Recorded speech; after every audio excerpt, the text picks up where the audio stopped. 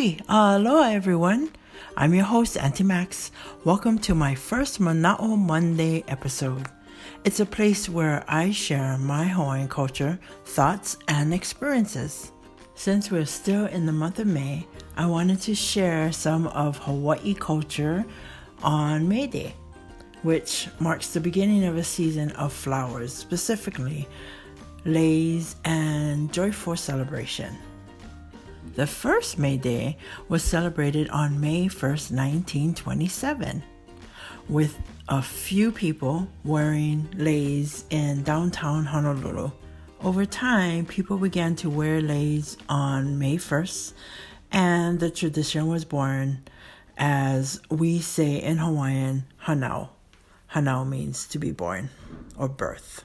Anyway, as the years passed, the tradition grew into a grand celebration where leis are worn, displayed, honored, and even taught to others by lei makers. Plus, we celebrate May Day by sharing our culture with lots of entertainment, from Hawaiian music to hula dancing, ethnic performances, and even a royal court to honor the legacy of our Hawaiian monarchs. For those of you listeners that follow me on the Hawaii Abroad Facebook page, you might have seen me doing a live video at an annual May Day program at Kapiolani Park on Oahu this past May 1st specifically. There were lots of people enjoying a beautiful sunny day with lots of entertainment, food booths, merchandise booths, a royal court, and the highlight of the day was a lei competition. And boy, was I amazed of the beautiful lei display. There were different categories listed, from color schemes to type of how it's made to types of flowers and different age brackets. What really blew me away was seeing the cutest simple flower leis that was made by our keiki. They was under 5 years old. I couldn't get over that one. What talent these little ones had. I know when I was under 5 years old, I was only picking the flowers and putting it in my hair. But these babies are actually making full leis of flowers. I felt that every keiki and their mentor should receive an award. What a great way to perpetuate the culture of lei making, mai kai. Well, speaking about our keiki and May Day, I'm sure many of us that grew up in Hawaii remember participating in our yearly school May Day programs, or even attending a May Day program at some school throughout the islands. Normally, this celebration is practiced in majority of our elementary schools, and less in our intermediate and high school. There's different reasons for that, but at least our little ones are participating and learning about this special day. Personally, I remember participating in many May Days as I grew up. As a child or a keiki, we look forward to this day every year, when we get to just go out on the field and watch different performances from the different grades and honor our royal court. A lot of times that would be the oldest class of the school would have the royal court, or once in a while they would have maybe a representative from each grade. But yeah, I remember participating in the many May Day programs. It was fun. It was fun to learn the culture. The thing about the school that I grew up in, most of the classes would do different ethnic performances.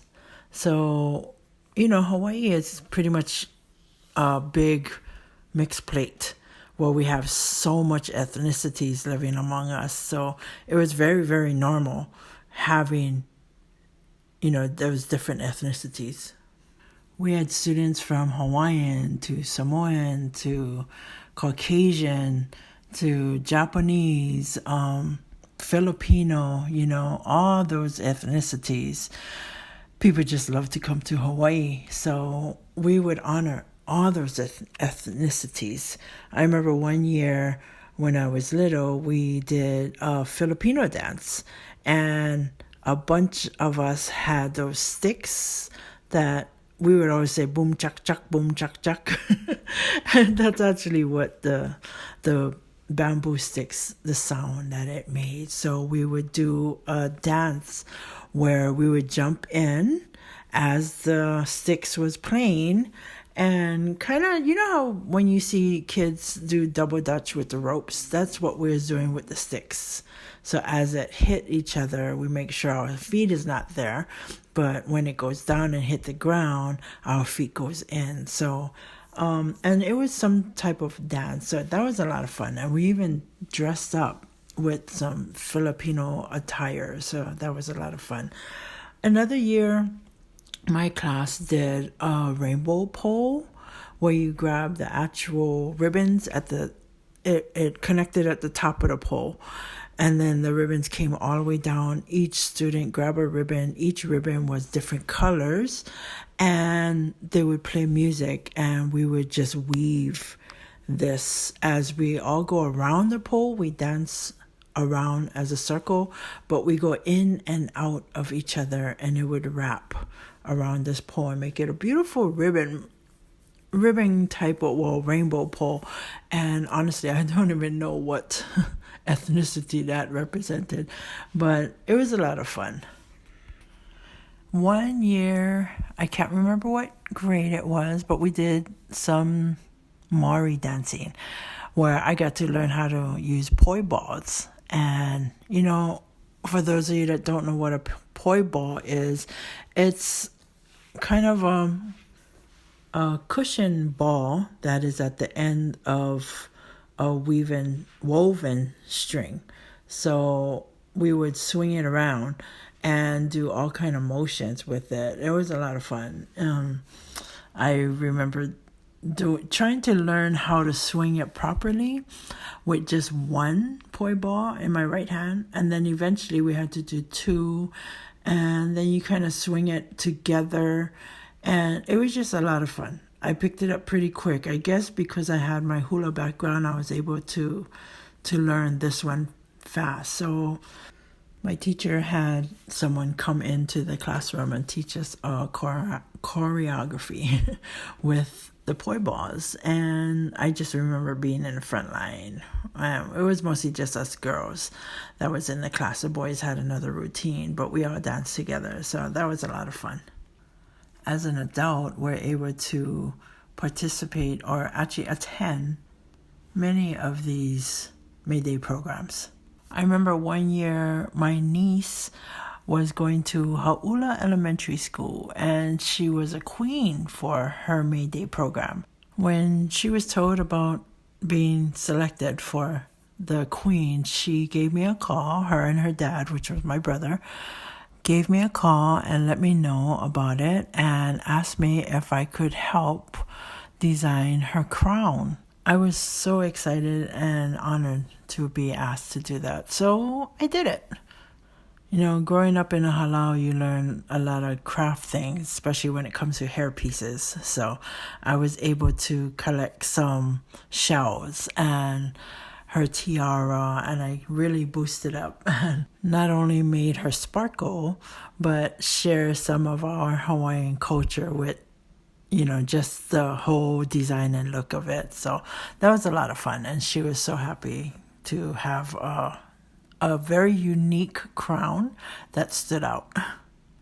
And you know, all of these May Day programs are public celebrations, so anyone in the public can go and watch the programs. Even when it comes to the main one that we have downtown Honolulu at Kapiolani Park, that celebration is very public and wide open to anyone coming and enjoying the festivities. And it's a lot of fun. I really enjoyed it. Like I was saying earlier, that I attended this last May Day program this past May 1st. That celebration is held during the day, but in the evening, right next to Kapiolani Park, well, actually still in the same park, we have Waikiki Shell. And in the evening, there's a May Day celebration. Now, for years, the Brothers Casimiro was the highlight of that celebration. And, of course, many, many more musicians of the islands would perform there. I remember performing with the halau there during that evening celebration a few times with different musicians, and it was a lot of fun. Well, this event was a paid event where you had to purchase tickets, but regardless, it was a grand celebration. So every year, every visitor that attended that celebration really enjoyed it because the entertainment was just awesome, really. So overall, gang, May Day is celebrated on May 1st. It's a time that we wear leis, different types of leis. We honor the different flowers and ferns, and everyone just smells wonderful when it comes to wearing a lei. And on that day, we celebrate by sharing each other's ethnicities, doing a grand celebration with a performance of some sort. We honor the legacy of our Hawaiian monarchs with a royal court. And we pretty much just gather to have a joyous time on May Day. Lei Day is May Day. But honestly, gang, every day in Hawaii is a good day to wear a lei. Every day. So, in closing of today's Manaʻo Monday discussion, I hope you was able to learn a little bit more about our culture and how and why we celebrate May Day. Eventually, I'll be sharing a little bit more about the flowers and what the different flowers represent and what are they, what color are they, and so on. So, we'll talk more about that soon. Okay, gang, mahalo nui for hanging out with me and listening and learning a little bit more about our culture. I hope you found value in what I shared today. And if you did, please subscribe to my podcast so you can get the latest episode as soon as they are released. Plus, I would really appreciate it if you would share it with your family and friends. The more, the merrier. Also, I would really love to hear from you guys and see what you guys think about this podcast. So please leave me a comment. You can even rate this comment, So again, I hope you guys found value in this. Okay, gang, mahalo again for being here. And you have a mai kaʻi day. This is Aunty Max signing off. Aloha.